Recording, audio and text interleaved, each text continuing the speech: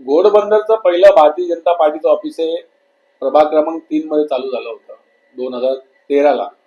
आणि तेव्हापासून आजपर्यंत अनेक असे उपक्रम आम्ही राबवलेत.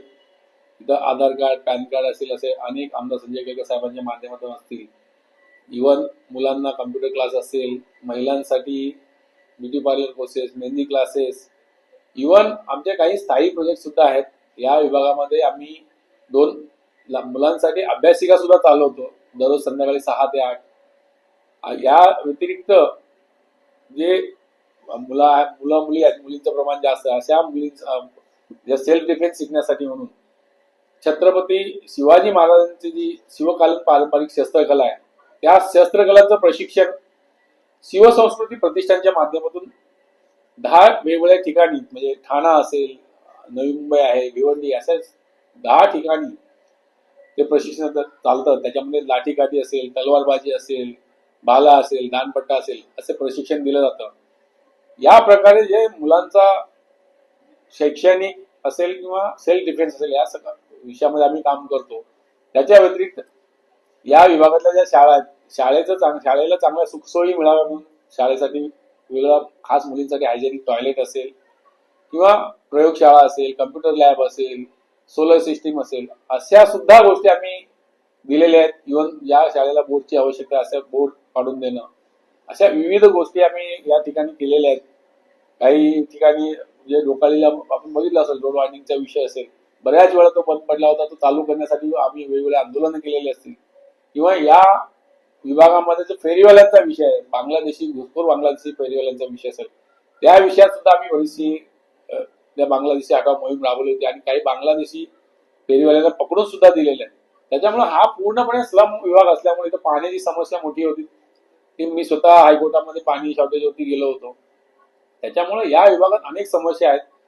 या विभागामध्ये जी मुलं टीएमसी शाळेत आहेत, म्हणजे शाळा खूप मोठ्या मोठ्या आहेत, शिक्षक पण खूप आहेत, मात्र त्या शाळेमध्ये मुलं नाहीत.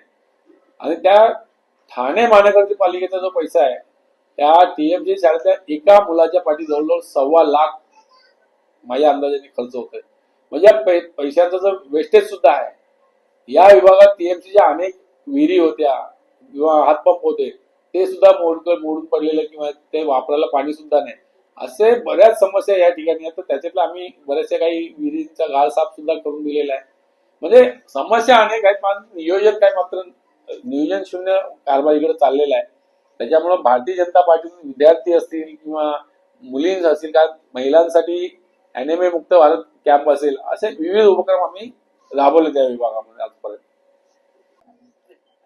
मी कधी परप्रांतीयांचा मुद्दा घेतला नव्हता. मी घुसखोर बांगलादेशी आहेत त्यांचा मुद्दा जरूर घेतला होता. कारण जे घुसखोर बांगलादेशी आहेत त्यांचा कुठल्याही प्रकारचा परमनंट पुरावा नसतो किंवा काही नसतो. आणि हे सगळे जे आहेत इथल्या रस्त्यावरती पूर्ण ठाण मांडून बसलेले असतात. त्याच्यामुळे रस्त्यांचं ट्रॅफिक आणि हा सगळा खूप मोठ्या प्रमाणावरती ट्रॅफिक होतं. तो मुद्दा आम्ही नक्की घेतला. डिमांड मधला विषय असेल की तिथं त्या ठिकाणी फेरीवाले त्यांच्यामुळे जे काही ट्रॅफिक होत होतं त्याच्यावरती कोलसेचा रोड पूर्ण हा जो आहे फेरीवाला मुक्त करण्यात आला.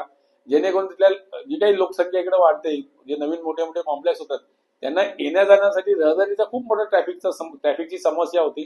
तर ती समस्या आम्ही सगळ्यांनी दूर करण्याचा प्रयत्न केलाय. आणि मी म्हटलं ना की लाठीकाठी प्रत्येक जे महिला आहे किंवा मुली आहे तिला काय प्रत्येक पोलीस किंवा पोलीस स्टेशन संरक्षण देऊ शकत नाही. मात्र तिने जर सेल्फ डिफेन्स म्हणून जर पारंपरिक शस्त्रकला, लाठी चालवणं असेल, तलवार चालवणं असेल, हे जर प्रशिक्षण दिलं तर नक्कीच ती स्वावलंबी होते. ती स्वतःच नाही तर पूर्ण समाजाचं रक्षण करण्यासाठी तयार होते.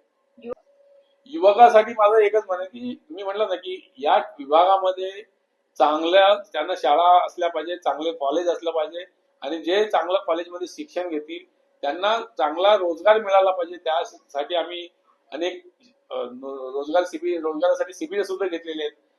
तर या किंवा ज्या काही कंपन्या या विभागात आहेत त्या कंपन्यामध्ये कसं यांना रोजगार देता येईल त्याच्यासाठी आम्ही एक वेगळा एम्प्लॉयमेंट सेल सुद्धा तयार केलेला. त्याच्या माध्यमातून या विभागातील ज्या ज्या कंपन्या आहेत किंवा जे मॉल्स असतील त्या ठिकाणी जे काही रिक्वायरमेंट असेल ते आम्ही घेतो आणि आम्ही त्यांना तिथं पाठवतो. पण त्याच्यामुळं जे रोजगार उपलब्ध असेल या विभागात तर प्रायोरिटी आपल्या विभागातील मुलांना कसं मिळेल याच्यासाठी सुद्धा आम्ही प्रयत्नशील असतो. आम्ही म्हणलं ना, भारतीय जनता पार्टी हा 24/7 इलेक्शन मोड मध्ये काम करतो. त्याच्यामुळे कुठल्याही प्रकारचं आम्ही दाखवणं किंवा हे करणं आमचं एकच आहे की सातत्यानं जनसेवेची जे काही शासकीय योजना आहेत किंवा राज्य सरकारच्या योजना आहेत ह्या लोकांपर्यंत प्रत्येक योजना पोहोचवणं, त्या योजनेचा लाभ प्रत्येक जो शेवटचा घटक आहे तिथपर्यंत पोहोचवणं, त्यांना लाभ मिळवून देणं. बघा, लोकांना काय जास्त गोष्टी नाही, रस्ते, लाईट, पाणी, त्याच्या त्या काही बेसिक गरजा आहेत त्या त्यांना मिळाल्या पाहिजे. आणि त्या जर व्यवस्थित मिळाल्या किंवा रेशनिंगचे जे काही रेशनिंगचं जे धान्य आहे हे सगळ्यात खूप कमी गरजा असतात लोकांच्या. मात्र काय आहे की आपली यंत्रणा जी आहे व्यवस्थित काम करते का, आणि ती जर करत नसेल तर त्या यंत्रणेवरती कसं वचक बसला पाहिजे की आणि त्या यंत्रणेवर कसं काम करून घ्यायचं हे आम्ही नेमकं करतो. आणि त्याच्यामुळे मला वाटतं की भारतीय जनता पार्टीच्या कार्यालयात कुठलाही जर प्रश्न इकडे घेऊन आणला तर नक्की आम्ही सोडवतो.